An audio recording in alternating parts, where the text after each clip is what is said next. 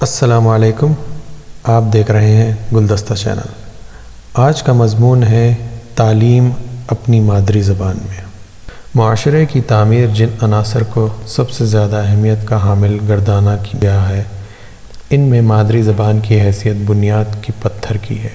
کسی بھی شہری کی تعلیمی اور علمی ترقی اس کی مادری زبان پر منحصر ہوتی ہے۔ درس اور تدریس کی زبان اگر فطری اور قابل فہم تو تب طلبہ نہ صرف نفس مضمون کو بہتر طریقے سے سمجھ سکتے ہیں بلکہ اپنے خیالات اور تصورات کو بھی مؤثر انداز میں پیش کرنے کے قابل ہو جاتے ہیں۔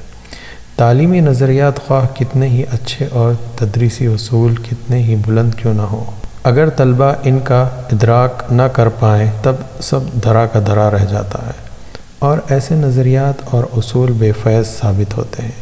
قانون فطرت کے مطالعے سے ہمیں معلوم ہوتا ہے کہ بچوں کی مادری زبان ان کی فطری زبان ہوتی ہے، جیسے وہ اپنے اظہار کا وسیلہ بناتے ہیں۔ سکھ، دکھ، خوشی اور غم کے اظہار میں مادری زبان کا استعمال ہوتا ہے۔ مادری زبان انسانی جذبات کے اظہار کا سب سے مؤثر وسیلہ ہوتی ہے۔ اسلامی نقطہ نظر سے بھی مادری زبان کی اہمیت و افادیت سے انکار نہیں کیا جا سکتا۔ مطالعہ قرآن سے ہمیں یہ بات معلوم ہوتی ہے کہ اقوام کی فکری اور شخصی تعمیر اور تبدیلی کے لیے اللہ نے جتنے انبیاء مبعوث فرمائے ان کا اپنی اسی قوم سے تعلق رہا ہے۔ انبیاء اکرام نے اپنے دعوتی اور انقلابی مشن اپنی قوم کی زبان میں ہی پیش کیا۔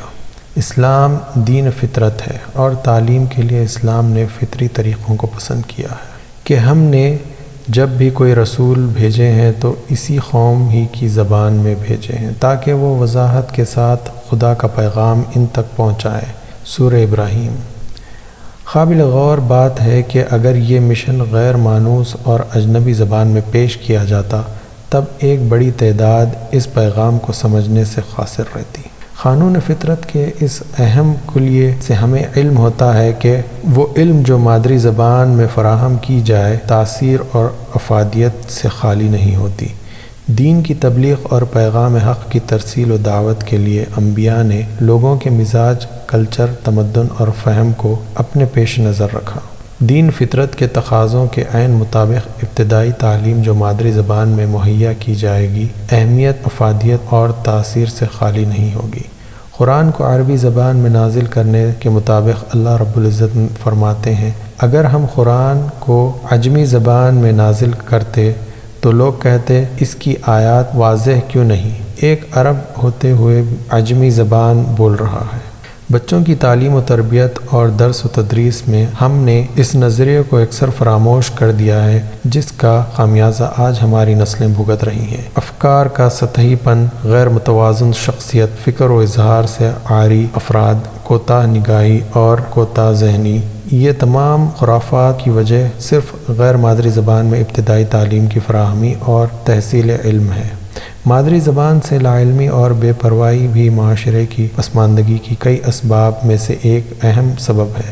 علاقائی زبانوں کی اہمیت سے ہرگز انکار نہیں کیا جا سکتا، لیکن علاقائی زبانوں میں ترقی اور ترویج کے لیے اختیار کیے جانے والے موقف سے مادری زبان سے محبت کرنے والوں کا بے چین اور مضطرب ہونا بھی ایک فطری عمل ہے۔ عام لسانی یا کثیر لسانی تعلیم کا چرچا آج کل بہت ہو رہا ہے۔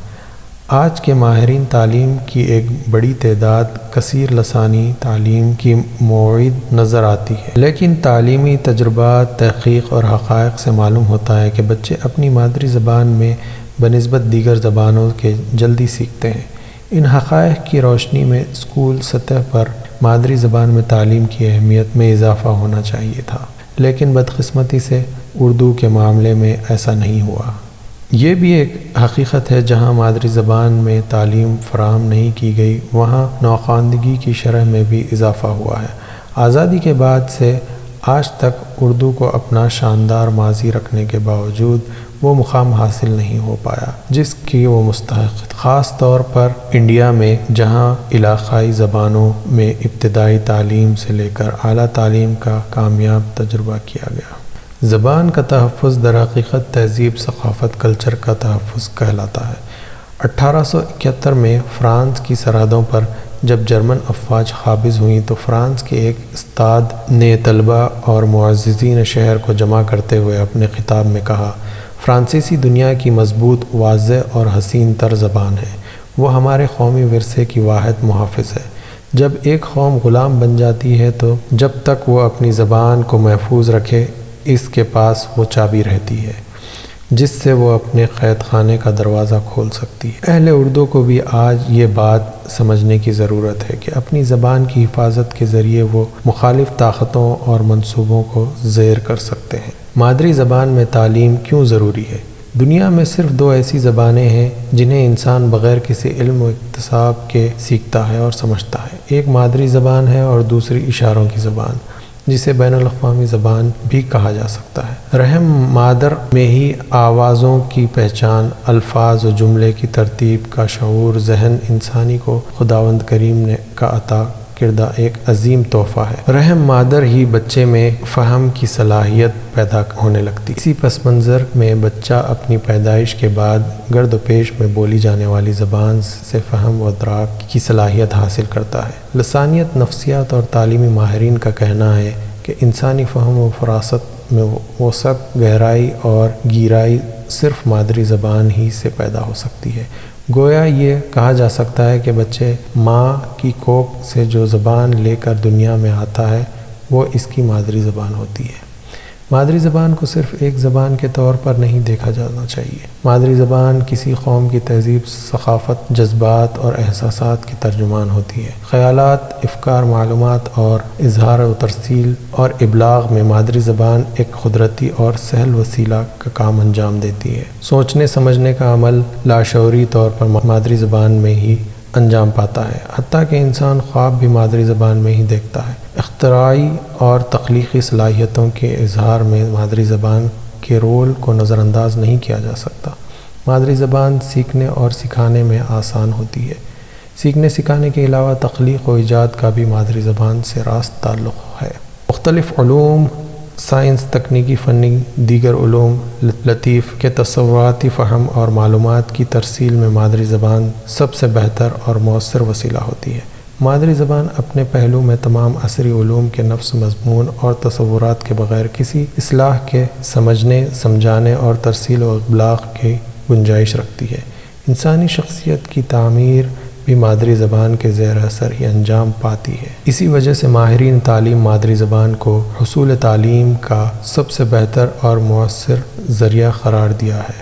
آج بھی دنیا کے تقریباً سبھی ترقی یافتہ ممالک میں مادری زبان میں تعلیم کا رجحان عام ہے۔ مادری زبان کی اہمیت و افادیت کو سابق سوویت یونین کی ریاست داغستان کا شاعر رسول حمزہ یوں بیان کرتا ہے: میرے نزدیک زبانیں آسمان پر بکھری ہوئے ستاروں کی طرح ہیں، اور میں یہ نہیں کہوں گا کہ تمام ستارے ایک دوسرے میں ضم ہو کر ایک بڑے ستارے کا روپ دھار لیں۔ کیوں، سورج تو پہلے سے ہی موجود ہے، لیکن سورج کی موجودگی کے باوجود ضروری ہے کہ ستارے آسمان پر چمکتے رہیں اور ہر آدمی کے پاس اپنا ستارہ ہو۔ اسی وجہ سے 50 سال قبل یونیسکو نے عالمی سطح پر ابتدائی تعلیم کو بچوں کی مادری زبان میں فراہم کرنے کا فیصلہ کیا، اور مادری زبان کی اہمیت اور مان کو تسلیم کرتے ہوئے ہر سال 21 فروری کو عالمی یوم مادری زبان منایا جاتا ہے۔ یونیسکو نے مادری زبان کو بچوں کی ابتدائی تعلیم کے لیے سب سے مؤثر اور مفید قرار دیا ہے۔ مادری زبان نہ صرف بچوں میں تحقیقی تخلیقی صلاحیتوں کی فروغ کا باعث بنتی ہے، بلکہ بچوں کے پاس پہلے سے ہی اپنی زبان کا ایک ذخیرہ موجود ہوتا ہے، جس سے بچے نئے الفاظ سیکھنے کے غیر دلچسپ عمل سے بچ جاتے ہیں۔ مادری زبان میں سیکھنے سے انہیں خوشی اور مسرت حاصل ہوتی ہے۔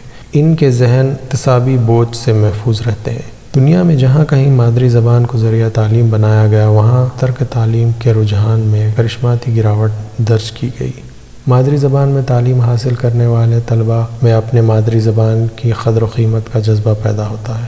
بچے جب مادری زبان میں تعلیم حاصل نہیں کر پاتے تو یہ سوچنے لگتے ہیں کہ علمی اعتبار سے ان کی مادری زبان اہمیت و افادیت سے عاری ہے، اور ان میں اپنی زبان سے محبت و احترام کا جذبہ کم ہونے لگتا ہے۔ مادری زبان میں تعلیم کے متعلق یونیسکو کا کہنا ہے کہ برسوں کی تحقیق نے یہ ثابت کیا ہے جو بچے اپنی مادری زبان میں تعلیم کی ابتدا کرتے ہیں شروع سے ہی ان کی کارکردگی بہتر ہوتی ہے۔ ان کی یہ اچھی کارکردگی مسلسل قائم رہتی ہے بنسبت ان بچوں کے جو اپنی تعلیم ایک نئی زبان میں شروع کرتے ہیں۔ اس نتیجے پر ہر کہیں عمل ہو رہا ہے، اگرچہ ہم اب بھی ایسی حکومتوں کے بارے میں سنتے ہیں جو چھوٹے بچوں پر اجنبی زبان تھوپنے پر اصرار کرتے ہیں۔ وہ ایسا یا تو غلطی سے جدیدیت کی خاطر کر رہے ہیں یا سماجی طور پر حاوی گروہ کی زبان کو فوقیت دینے کی خاطر ایسا کر رہے ہوتے ہیں۔ ابتدائی تعلیم سے متعلق یونیسکو کی جاری کردہ پالیسی میں یہ بات بیان کی گئی ہے کہ چھوٹے بچوں کو ابتدائی 6 سال تک مادری زبان میں ہی تعلیم دی جانی چاہیے تاکہ جو کچھ بچوں نے سیکھا ہے وہ بھول نہ پائیں۔ لسانی اقلیت کی ضمن میں ایک اہم بات اپنے گوش گزار کرنا چاہوں گا کہ زبان کے چھوٹے اور بڑے ہونے کا تعین اس کے بولنے والوں کی اکثریت سے ہوتا ہے اور نہ اس کی قدامت سے۔ زبان کی مقبولیت اور اس کے نافع ہونے کے دو ہی پیمان ماہرین لسانیت کے پاس پائے جاتے ہیں کہ اس کا ادب سرمایہ کتنا عظیم اور شاندار ہے، دوسرا اس کے بولنے والے اپنی مادری زبان سے کس درجے محبت کرتے ہیں اور اس کے استعمال میں کتنے مستعد ہے۔ اردو زبان ماہرین لسانیت کی ان دو کسوٹیوں پر بالکل کھری اتری ہے۔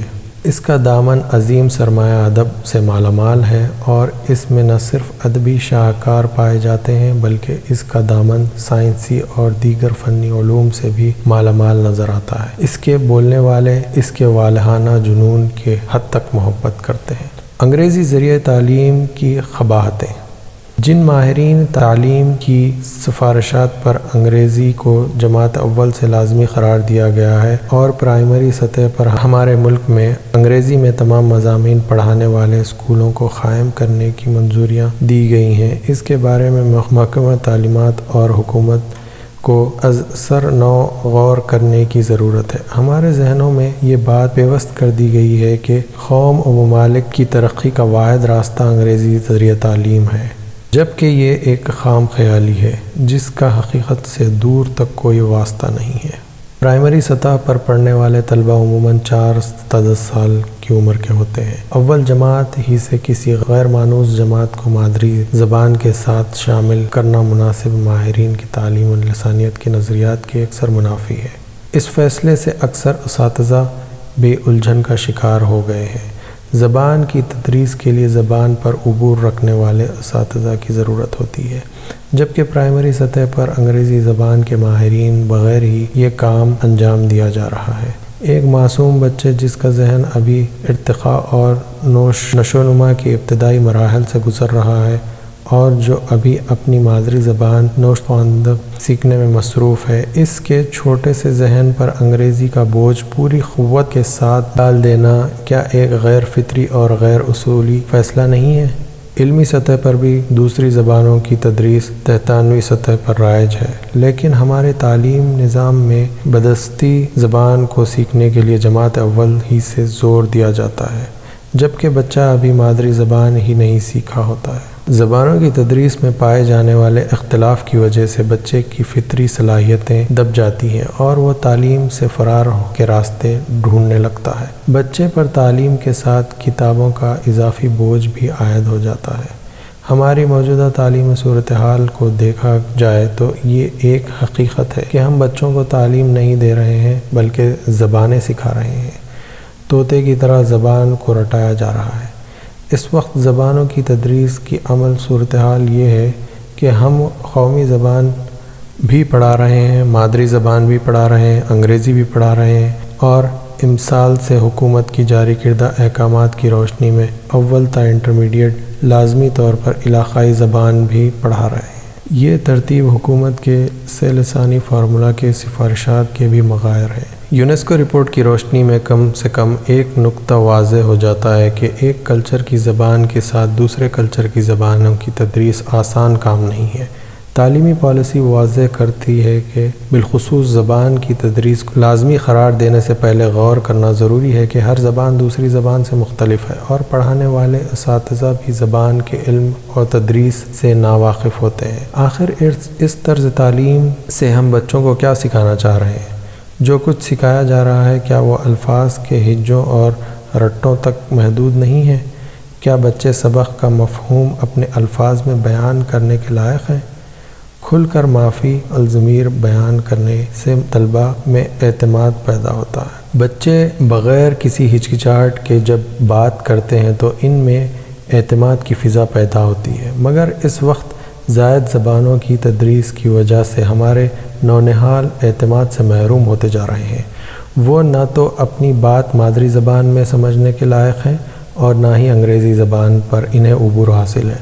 آج کل اقوام عالم اپنے بچوں کو علم پڑھا رہی ہے اور ہم ایک بدیسی زبان پڑھا رہے ہیں، جبکہ ہم جانتے ہیں کہ علم ایک حقیقت ہے اور زبان محض علم تک پہنچنے کا راستہ ہے۔ بچوں کو مادری زبان میں تعلیم حاصل کرنے سے محروم کرنا گویا تعلیمی نسل کشی کے مترادف ہے۔ مادری زبان سے عدم واقفیت نونہالوں کی صلاحیتوں کے زیاں کا سبب بن جاتی ہے۔ بین الاقوامی زبان انگریزی تدریس بھی ضروری ہے، لیکن اس کو مادری زبان کی قیمت پر سیکھنا خودکشی سے کم نہیں۔ انگریزی زبان جدید علوم کی زبان ہے، اس کی تدریس نہایت اہم ہے۔ انگریزی کو چوتھی جماعت سے ایک زبان کے طور پر متعارف کرنا نفسیاتی اور لسانیتی اصولوں کے عین مطابق نظر آتا ہے۔ اول تصوم طلبہ اپنی مادری زبان میں نوشت و خواند کی استعداد پیدا ہو جاتی ہے اور ایک غیر مانوس زبان سیکھنے میں ان کو کم وقت کا سامنا کرنا پڑتا ہے۔ اس کے علاوہ عمر کے اس درجے میں تمیز و شعور کی سطح بھی اونچی ہو جاتی ہے۔ انگریزی زبان میں تدریس ابتدائی جماعت 4 سے قابل قبول ہے، لیکن انگریزی کو ذریعہ تعلیم ابتدائی جماعتوں میں بنا دینا بچوں کی نظر و فکر کو محدود کر دینے کے مترادف ہے۔ میں امید کرتا ہوں کہ آج کا یہ پیغام آپ سب تک پہنچ چکا ہے۔ اس ویڈیو کو ضرور لائک کریے، شیئر کریے اور سبسکرائب کریے۔ شکریہ۔